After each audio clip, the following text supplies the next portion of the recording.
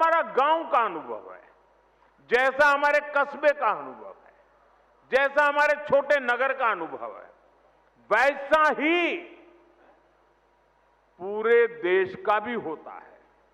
कितने एयरपोर्ट बने, कितनी वंदे भारत ट्रेनें चल रही हैं, दुनिया के कितने देशों से हवाई जहाज आते हैं, ये सारी बातें विकास के साथ जुड़ चुकी है। और आज भारत भी बहुत तेज गति से इसी रास्ते पर चल रहा है। इसी कड़ी में आज देश के अलग अलग हिस्सों में नई वंदे भारत ट्रेनों की शुरुआत हो रही है। काशी से खजुराहो वंदे भारत के अलावा फिरोजपुर दिल्ली वंदे भारत, लखनऊ सहारनपुर वंदे भारत और एर्नाकुलम बेंगलुरु वंदे भारत, इसको भी हरी झंडी दिखाई गई है। इन 4 नई ट्रेनों के साथ ही अब देश में 160 से ज्यादा नई वंदे भारत ट्रेनों का संचालन होने लगा है। मैं काशीवासियों को, सभी देशवासियों को इन ट्रेनों की बहुत बहुत बधाई देता हूं। साथियों, आज वंदे भारत, नमो भारत और अमृत भारत जैसी ट्रेनें भारतीय रेलवे की अगली पीढ़ी की नींव तैयार कर रही है। ये भारतीय रेलवे को ट्रांसफॉर्म करने का एक पूरा अभियान है। वंदे भारत भारतीयों की, भारतीयों द्वारा, भारतीयों के लिए बनाई हुई ट्रेन है, जिस पर हर भारतीय को गर्व है। वरना पहले हम कर सकते हैं क्या? ये तो विदेश में हो सकता है, हमारे यहां होता। होने लगा कि नहीं होने लगा? हमारे देश में बन रहा है कि नहीं बन रहा है? हमारे देश के लोग बना रहे हैं कि नहीं बना रहे? ये हमारे देश की ताकत है।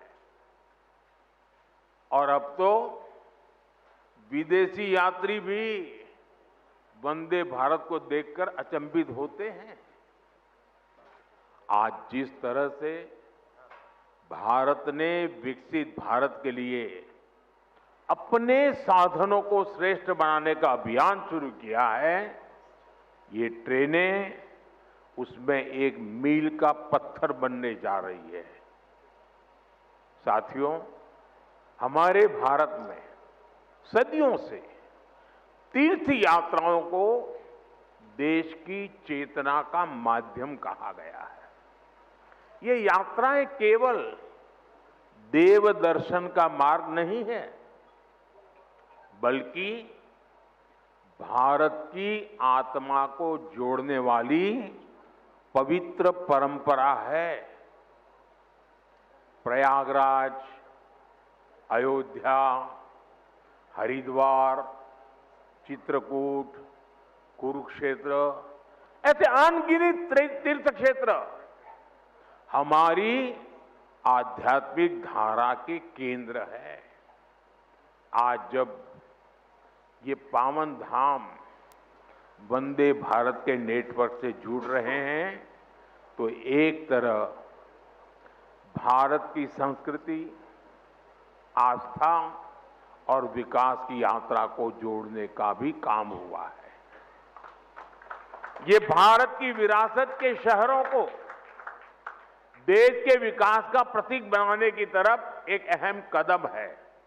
साथियों, इन यात्राओं का एक आर्थिक पहलू भी होता है, जिसकी उतनी चर्चा नहीं होती। बीते 11 वर्षों में यूपी में हुए विकास कार्यों ने तीर्थाटन को एक नए स्तर पर पहुंचा दिया है। पिछले साल बाबा विश्वनाथ के दर्शन के लिए 11 करोड़ श्रद्धालु काशी आए थे।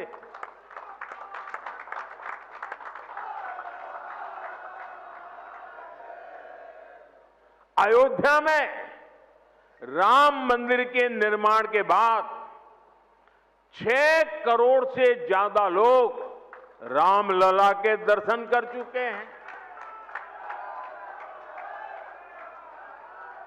यूपी की अर्थव्यवस्था को इन श्रद्धालुओं ने हजारों करोड़ रुपए का लाभ पहुंचाया है।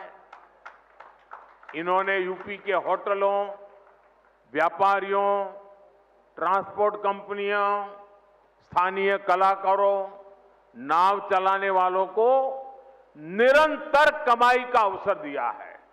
इसके कारण अब बनारस के सैकड़ों नौजवान अब ट्रांसपोर्ट से लेकर बनारसी साड़ियों तक हर एक चीज में नए नए व्यापारों को शुरू कर रहे हैं। इन सब की वजह से यूपी में, काशी में समृद्धि का द्वार खुल रहा है। साथियों, विकसित काशी से विकसित भारत का मंत्र साकार करने के लिए हम लगातार यहां भी इंफ्रास्ट्रक्चर के अनेक काम कर रहे हैं। आज काशी में अच्छे अस्पताल, अच्छी सड़कें, गैस पाइपलाइन से लेकर इंटरनेट कनेक्टिविटी की व्यवस्थाएं लगातार विस्तार भी हो रहा है, विकास भी हो रहा है और क्वालिटेटिव इंप्रूवमेंट भी हो रहा है।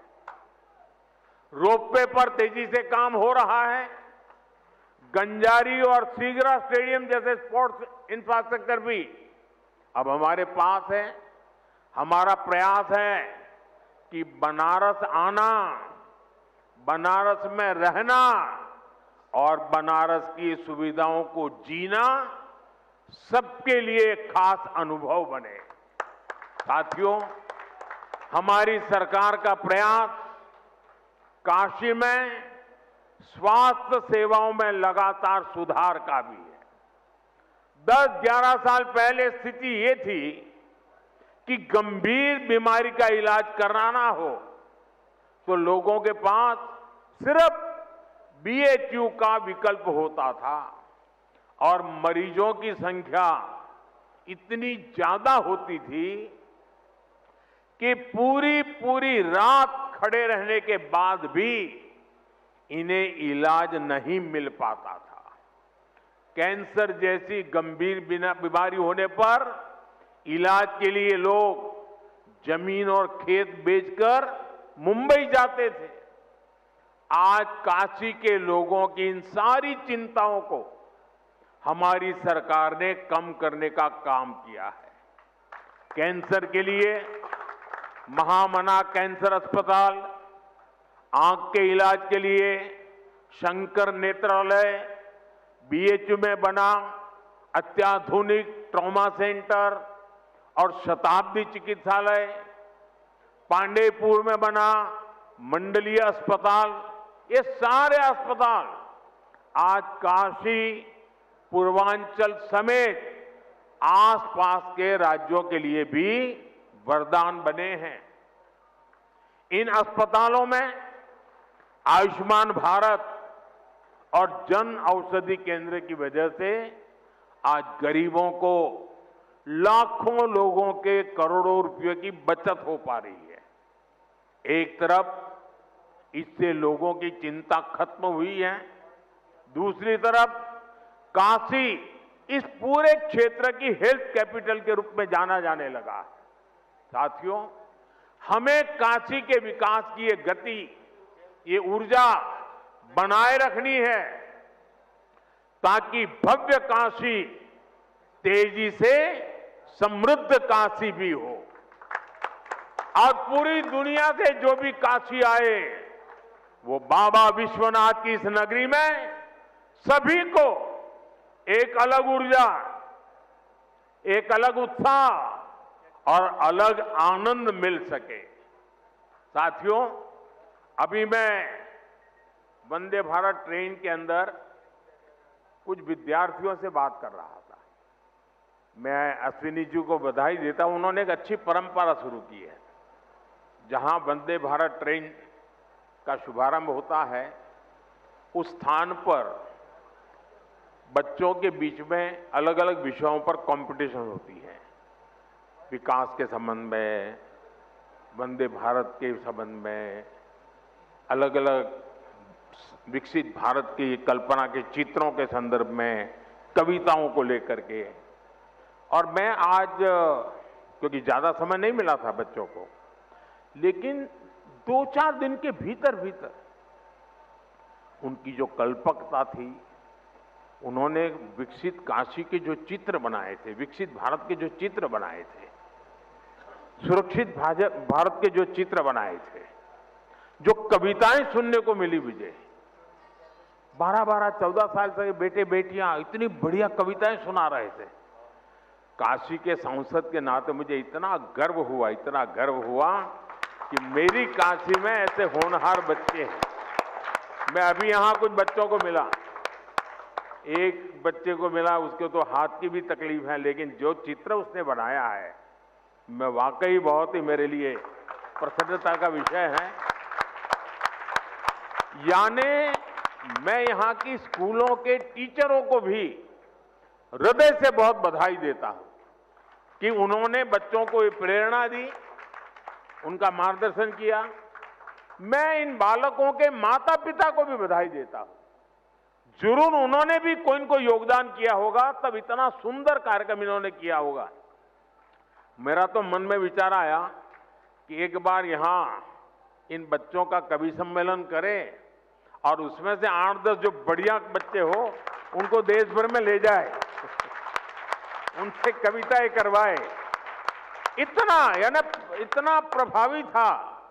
मेरे मन को एक काशी के सांसद के नाते आज एक बहुत विशेष, मुझे सुखद अनुभव हुआ। मैं इन बच्चों का हृदय से बहुत बहुत अभिनंदन करता हूं, बधाई कर देता हूं। साथियों, आज मुझे ढेर सारे कार्यक्रमों में जाना है, इसलिए एक छोटा सा कार्यक्रम ही आज रखा था।